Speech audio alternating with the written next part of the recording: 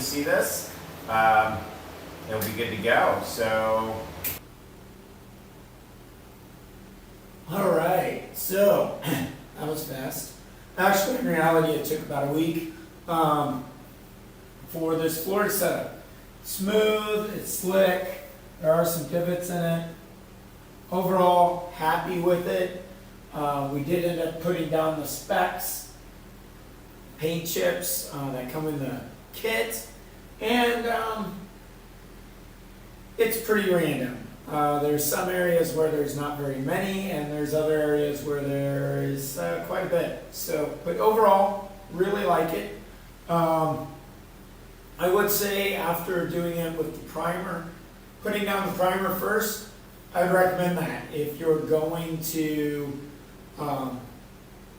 use this product, definitely use the primer first. The primer worked really well. We end up using about 1/3 of the amount of product that I expected of the epoxy.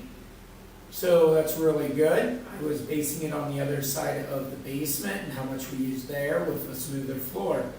But we did not use the primer on that floor. So definitely use the primer first if you're going to do this. Also, good floor prep. We spent several weeks prepping this floor, so definitely do that. As far as the rest of this renovation remodel is concerned, we are about 80% done. Do need to go back around with some touch-up paint and just touch up where some of the painter's tape holding the plastic up peeled off some paint.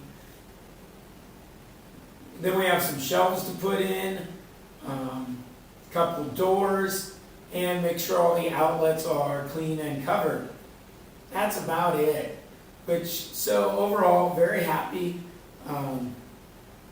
with the floor and with how it went.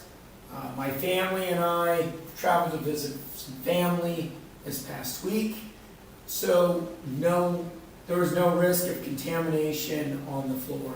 Nobody was going to accidentally come down here before it's set up and cured. So it is completely set up, cured. The paint chips that come in the specs come in a dark gray, a light gray. There's some blue in here. It looks really nice. I like it. So if you have any questions about how to do this in your basement, let me know in the comments, and I will get back to you. I'll respond. Also, stay tuned, because probably in about a year or a little over a year, my oldest son is expecting to move out. He'll be graduating high school next year, and we'll see how this holds up to that abuse that a teenager puts on the floor, and just see how it works. There are a couple rough spots, but for the most part, it's pretty smooth. Also, if you're concerned about it being too rough, you can add a grit additive that'll make it non-slick. So, pretty good stuff. Just to clarify, this is not a paid endorsement. Rust-Oleum did not hire me to do this. They did not send me any product. I went to my local big box store and bought it off the shelf. So, just want to point that out. Thank you for tuning in. This summer we've got some exciting things going on with the greenhouse and outside. So stay tuned for those videos as they come. If there's something you'd like me to cover, let me know, and I would be glad to do so.